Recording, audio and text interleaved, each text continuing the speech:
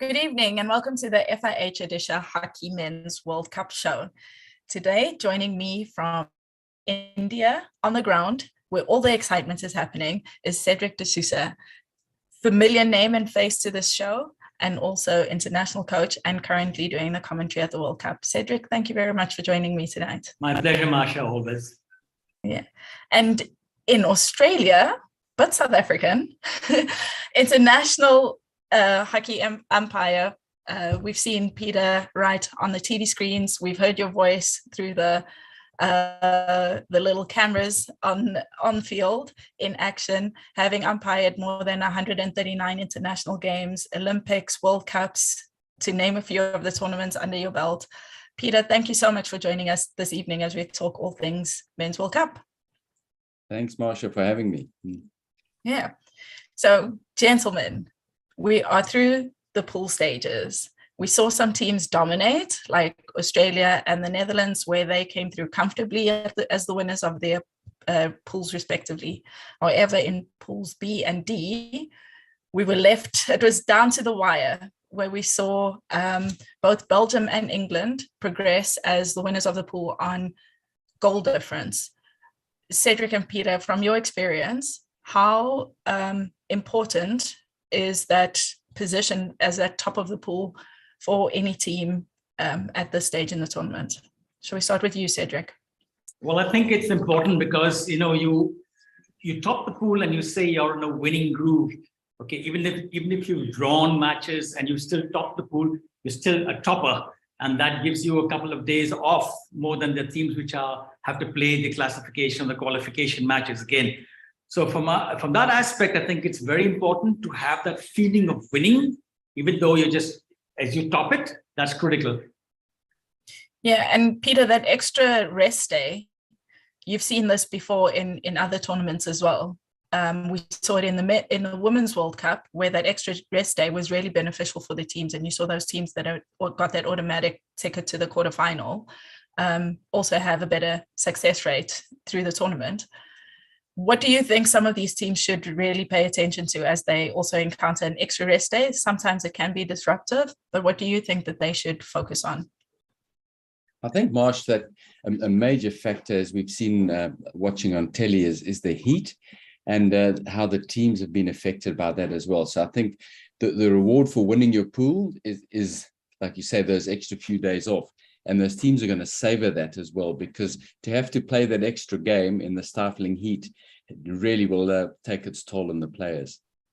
Yeah. And after 3 pool games, I think any chance they have to have a few extra days off is going to be really valued by the teams. Well, the other thing sorry, Marsha. The other thing also is the fact that it gives you that extra day to do an analysis and to really get your team to start thinking about the stern tasks ahead. So it's a rest, definitely. It's definitely getting the niggling injuries completely cleared up before you come to the quarterfinals. So all these small things make a big part in a tournament of this stature. Yeah, indeed. And also don't forget that included in these rest days is travel, as they will need to also relocate to play the quarterfinal for some of these teams. So I'm sure that indeed, Peter, they're all savoring it and will use it wisely. But the teams who not drew the short straw, because I guess you are the master of your own, you're in the control of your own destiny. But the teams who finished in second and third in the pools, now they've got to go through and play an extra crossover game. Let's talk today about the thrilling game that we saw between Argentina and France. It was a battle out there, as both those teams were fighting for that second place that maybe sets them up for a different encounter in that crossover game. It was extremely exciting, end-to-end stuff, but also really interesting to see France having not the greatest start to this tournament, picking momentum up against South Africa in that second pool game, and then in their final pool game, just pulling it all out. And also play an interesting tactic with a lot of high balls into the circle. Cedric, you were doing the commentary for that game. What was one of the things that really stood out for you? Well, I think we talked about the fact that both teams had to try and win because they were trying to avoid meeting either Belgium or Germany in the crossover, and looked at either Korea or Japan in the next crossover. So from that aspect, both are fighting to get that win, number one. Number two is the fact that France had a prolific scorer in Victor Chalet. We know that he's got a tremendous flick, and this is what it was. So my pre-talk in the show was basically that they were going to go for penalty corners, and that's exactly what they did. And the aerial ball was being played into the deep defense, and if the defender gets to them, it's penalty corner. Whoever's got the ball first. So the issue was to try and win as many penalty corners. And look what happened. Chalet scored 4 goals today, and it was the last seconds that they got the equalizer, that Argentina got the equalizer and then came in the second position. So the aerial ball today is actually a weapon for an attack, as well as in the good old days, we used to use that is to just take it out of defense. Yeah. Now, Peter, it was really interesting to see, because I think France did really well to use this to their advantage, but it's quite tricky having to defend it, but also having to umpire that, having to blow that. What is the actual rule? Please, can you maybe clarify that for us? Because watching it on TV, also probably watching it in the stands, it can be a little bit misleading and confusing. So maybe let's just clarify it for the fans. Great stuff, Marsh. I think you've hit the nail on the head there. The aerial ball is probably the most difficult rule, one for the umpires, but also for the players and the spectators to actually understand. And as we saw tonight, the reward for the good skill of a really well thrown aerial ball into the circle is really worth the weight in gold to the teams, because if you can force the error for the teams, it results in a penalty stroke or possibly a penalty corner. And again, if you've got Chalet, who's in his form like he is tonight, again, they're on the high road into scoring those goals. So from the FIH side is they're wanting to, one, promote skill, and two is to keep the game as safe as possible as well. So any aerial ball that's thrown into the circle has to be thrown preferably to a player, and once it's thrown into a group of players let's say an attacker and a defender that are standing together, the defender is generally going to get the free hit straight away. What we saw tonight, especially with the penalty stroke award, was that the attacking player is standing in a receiving position, and the goalkeeper decided he was going to try and come in and intercept. So he's coming from outside of the 5-meter area and try to then intercept or play the ball as well. And I think ultimately the danger that could ensue in those type of situations is why the penalty is so harsh, that the rules board have set up for the umpires. I can clearly see that the umpires have been given quite a strict memorandum, let's say, or a briefing from the FIH or from the umpire managers for the tournament, and they've really been a lot stricter on the players stepping into that 5-meter area, and again, especially in the circle as well. So we've seen quite a few penalty corners for players not retreating, and I think clearly that's they're umpiring according to the briefing that's been given to them by the management. So when we talk about the briefing for every tournament, there are a few factors that are highlighted by the management and that the umpires really have to concentrate on, and they're the key topics for discussion. The aerial, again, is always top of that list, and we'll see also the ball over the baseline. And I think if we compare it to the Women's World Cup, that's definitely been blown a lot differently. And I would imagine that's been part of the briefing of perhaps it being a bit more lenient. I think the ladies were very strict. They were very consistent with it at the Women's World Cup. And I think the men have obviously been given maybe a slightly more lenient briefing, and probably for the betterment of the game, I think we've probably got it right within this tournament. So Peter, saying that though, like, I'm thinking from a player's perspective. So, we saw for the French men, they got the penalty stroke when the keeper closed down that space that the attacker should have been receiving the high ball. But now I'm thinking as a player, and how do you defend that? If you watch the Australia versus South Africa game, we saw Billy Ntuli also receive the ball. It was just one touch, and then he just smoked it into the goal. So basically, if there was a defender close enough, they would have needed to retreat, but pretty much there's nothing a defender can do. Is that what you're basically saying? In other words, teams should use the high ball more into the circle if there is a player that is being zonally marked, because the defender has to retreat, or else you're getting a penalty corner, a goal like we saw, or a penalty stroke. 100%, Marsh. And I think, again, we go back to the rewarding of skill.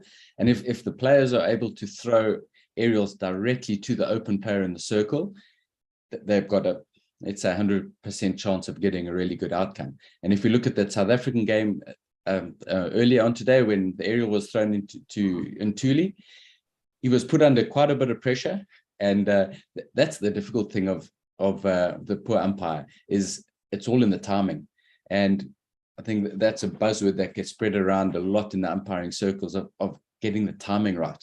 Because one, we want to allow the advantage and try and give the attacker a chance to bring the ball down. But if they get a shot away and it's missed, the players generally want to have the advantage, or want to have the penalty for the players not being 5 meters. So, for example, if Ntuli had missed, the Australian defender was very close, and it actually put quite a bit of pressure on him as well. And that's the catch-22 that we sit with, of, do you blow it early and give a penalty corner earlier? And unfortunately, I'm in the second boat of, I'd rather see the player receive it and score a really good goal like Ntuli did tonight. And that's just wonderful. And I tell you, the players have impressed me immensely as the discipline of how they're holding off, and are really, I think they've taken to this and adapted to the rule really well. And it's allowed for some wonderful hockey, and so, again, resulting in some wonderful goals, just purely by being disciplined in defense. And it also, sorry, go for it, Cedric. Well, I think the fact is also that penalty corners are such a potent weapon today in terms of game changer. So players step back, so they don't want to give a penalty corner. But there are times when a player steps in, when he realizes sometimes that there's, we don't want to give him a shot at goal. So basically they step in and they chance at the penalty corner if they feel that the flickers and the other team aren't up to the same levels of some ball flickers. So from that aspect, it's mostly the discipline has been brilliant in terms of stepping away and letting the forward receive and then putting pressure on the ball. Yeah, indeed. And like you keep mentioning, Peter, what you want to allow is for flair in the game, and you want to see skill. Cedric, being on the commentary side, you've had a good show the last few days. Which player has impressed you the most, or a few players who have impressed you the most in terms of flair and skill that they have brought to this World Cup? Well, there's so much. There's for me, the Kassane brothers have played some blinding plays, some blinding hockey. You had Blake Covers, you have Tim Brand, you have Tom Craig, you have from the Indian side, you also have Akashdeep Singh. There's a host of players. Today was Nicholas Wellen. There's so many players in terms of the skill factor. And it's not only the skill factor could mean penalty corner taking. It could be defensive penalty corners. It could be the skill of how you execute a certain type of play, which helps your team either stop something or win something or get a PC. As I always say, make it count in the last quarter. For a defender, make it count in terms of saving, and as a striker, make it count to get a reward from your effort, bringing the ball all the way to the 23. So there are a lot of players, and you can't name all in this short time. But I definitely would agree with you. Peter, do you have any names that you'd like to add to that list? Well, Marsha, I think, like Cedric says, the quality on show has been immense, and I think you can really see how the top teams that are playing Pro League and consistently playing at a high level really stick out above those poor teams that are not in that Pro League fold as well. So the experience and getting used to playing that high tempo hockey it's been a wonderful display. And I think especially in round 3 of these pool games, we've unfortunately seen some big scores, but it's just really it's the elite players from the elite teams that are just showing their ultimate class as well. And interestingly enough, I think there's still 1 or 2 players that need to start firing.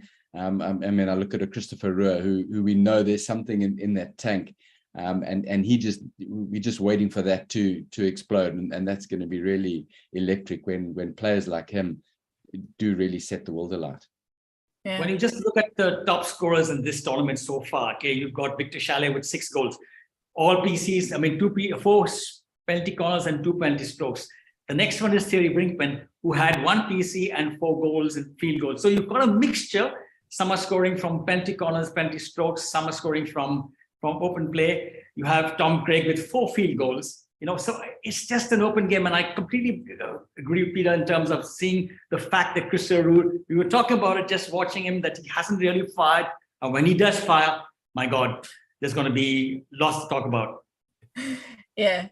And also, but speaking, it's interesting because these are all the names from the teams that have progressed through to the next phase of the tournament, where they'll be competing for a spot either in the quarterfinal or they have already got their quarterfinal guaranteed. But a team that has also impressed me has been Chile. I felt that, for a team with, like you say, Peter, you see the teams who are exposed to the level of international hockey on a regular basis. They definitely stand out. But a team like Chile, they've come in with no World Cup experience. A lot of their team is also really young. But they managed to hold their own, and despite big scores against them, they still dared to take the game to their opponents. Cedric, what has your take been on Chile, and how would you like to see them end this tournament as they go through to the sort of wooden spoon section of the event? Well, I always root for the underdogs. Let's be honest about it. They're coming from. They're not a hockey playing nation in terms of the elite nations. They haven't had the Pro League. But look at them. They've played against Malaysia, which they lost 3-2. They played against New Zealand, which they lost 3-1. Okay, forget the game against Netherlands, which they were blown off the park. But from a logical point of view, their flicker, Juan Amoroso, brilliant. He's very powerful. Just aerial balls from the defense deep into the pockets, which they got their goal against. I think it was against Malaysia. A lovely ball played right across from the right-hand side across the park, and where Rodriguez just smashed that ball in the goal. So it's great to see Chile with nothing to lose. Love this experience, the crowds, the atmosphere for first World Cup as debutants. Absolutely lovely. And I think they can take this forward because they will understand what it is, how it is to play under pressure, again, in a big stadium like this, World Cup, and what it means to take it forward in the future because they have a young team ahead. Yeah, indeed. And I'm just thinking also about this next phase of the tournament. We would call it the business end of the week, but we're going to a whole new business week. Peter, who are you looking forward to see in terms of a team performance grow in this next phase of the tournament? Well, I think that for me, the surprise package is perhaps the English team, who have been very, very much under the radar in the build-up towards the World Cup, and have just quietly gone about their business in the first few games. I mean, that game, that England versus India, must be one of the best hockey games, and it's hard to even think that it was a 0-0 draw. It was probably as entertaining as this 5-5 draw this evening. And you try and explain that to non-hockey people, that a draw was actually a damn good game to watch and such a wonderful spectacle for the game. It's hard to believe. But I think that this England team have really been well drilled. They look very disciplined, and they look very defensively sound. And that's, I think, going into, like you said, the business end, when you're coming to the semis or the quarters in the semis, is you can keep the goals out. I think anything's going to be able to happen there as well. And the England team just seem to be quite well-rounded. They've got their flashy players, but they seem to be really just a well-drilled unit. And that's going to be quite interesting. I think, obviously, again, I go back to the heat factor of India. I think that's going to be quite interesting how that's going to play in the last few matches as well. And if you look at the Aussies, for example, they're lucky at training here in Perth, where they're used to training in 35-degree heat on a daily basis. So, they're lucky where perhaps the Europeans, coming out of winter, that they're going to perhaps battle against the teams playing at a higher pace as well. So it will be very interesting. And I'm really looking forward to this next round. Yeah, I think if you take where Peter left off in terms of England, they played 3 matches, they won 2 and they drew 1. They scored 5 against Wales, 4 against Spain, and a 0-0 against India. That's 9 goals for and 0 against. They haven't conceded a goal yet.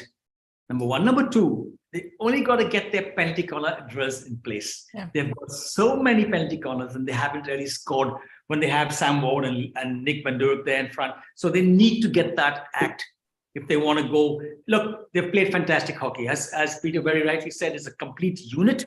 They play as a unit, they go on the track as a group, and they come back as a group. Defense, we talked to Paul about it, Revington, South African too, and he says basically they worked on their fitness when he took on the job, as well as the defensive structure. You don't leak goals, you try and win matches. Yeah. So if you're talking about that, then their competition to end first in that pool. So England topped that pool with India in second place. India, you've got a lot of experience of coaching an Indian team. You know exactly how they've worked towards this event as well. How are they disappointed that they didn't top that pool? And how will they approach this next phase? I think they would be slightly disappointed, but the fact is as I always say, you got to adapt to a new situation. You can't be saying, oh, I didn't qualify, so you drop down in your body language and in terms of everything.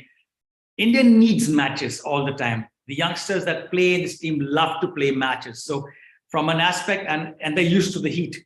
So from an aspect of their growth in this tournament, I think it's a good thing for them to have come second, okay, if they haven't come first, because they get an extra match and they're playing against New Zealand, which I think they should go through. So the important thing for them is to be in match tempo all the time. Yeah, indeed. And it's not only important for them to go through as the host nation, of course, but also just to continue with that trajectory that they had started a few years ago, and we've seen them just go from strength to strength. So it would be also a great way for that fairy tale to continue. Is there a lot of pressure on them as the host and also as one of the biggest sports in the country? Well, there's always expectation. After they won the bronze medal at the Olympics and the silver medal at the Commonwealth Games, naturally the whole country thinks about a medal all the time. Does that put pressure on the players? To a certain extent, yes. Will the crowd, the amount of crowd that is there, 21,000 people here in the stadium, in fact, probably more, because there were chairs put between in the walk pathway, there were chairs put there. They were just packed to the gills. So from that aspect, did it put pressure on the players? I don't think so. It actually lifted the team in terms of the crowd support and the cheering that came from the crowd. So from that aspect, I think the players gained by the experience in terms of having crowd. I don't think it's the pressure from the crowd. It's their own expectations of trying to go through, which is to a certain extent let them know we're not coming first. Yeah, well, New Zealand are going to have to play against 11 plus thousands. Peter, from your experience having umpired in that situation, what does a crowd do to the officials in such a game? You're damn right, Marsh, that does have an effect. And when you walk out onto the field and you just hear this absolutely thunderous roar, it's the most exhilarating feeling that you can actually have as well. And I think that's probably pre-game. Once you hit game mode, you're actually so focused, you really just form part of the actual feeling of the game, and hopefully you're concentrating hard enough that you don't actually feel any well, you don't hear any of the noise coming through as well, and it's there really to lift you. But you can really see it, how it helps the players. I remember way back, and I think it was the 2010 Commonwealth Games in Delhi, where the Indians were playing the Aussies in the final, and I think come halftime they were 6-0 down. And the whole crowd had left the stadium, and we played the second half with almost an empty stadium in Delhi. And it was so sad to see, because when the team really needed the crowd behind them, they packed their bags and they'd left the stadium. And now with the team being a lot more successful, we definitely won't see that. And having been at the last World Cup in Delhi, in Bhubaneswar, that atmosphere is riveting. And sitting in the stands, you could actually feel when India are playing, the whole stand rocks and shakes and vibrates. And it's just the most wonderful experience. And I think for those players, if they can embrace it and take the positive energy from that, I'm really hoping that they can get right through to that, like you said, hopefully definitely the last 2 games of the tournament. I think that will be wonderful, not only for Indian hockey, but for world hockey as well. Yeah, indeed. It's definitely way more fun watching games when the stadiums are jam-packed and you can hear the crowd having a little bit of an influence of how the game goes, whether it's in the tension that it adds to the way the players play, or just between the two teams as they get fired up and prepare for battle, and as that battle continues. So looking forward to it. But we've come to the end of our time. And so, gentlemen, I'd like to thank you very much for your time this evening. It's been great talking about what we've seen. I don't know about you, but I'm definitely looking forward to what's up and coming. We'll see the crossover games where Malaysia take on Spain, India take on New Zealand, Argentina, Korea, Germany, France, and the winners of those will go advance through to play in the quarterfinals. So exciting games with 2 days rest. So each team gets an opportunity to recharge and refocus as we enter into a new phase of this tournament. Really excited for it. And I hope you are too. So thank you very much for joining me and looking forward to all the excitement ahead. Thank you and good evening. Thanks, Marcia, and we are looking forward to an interesting end to this tournament here.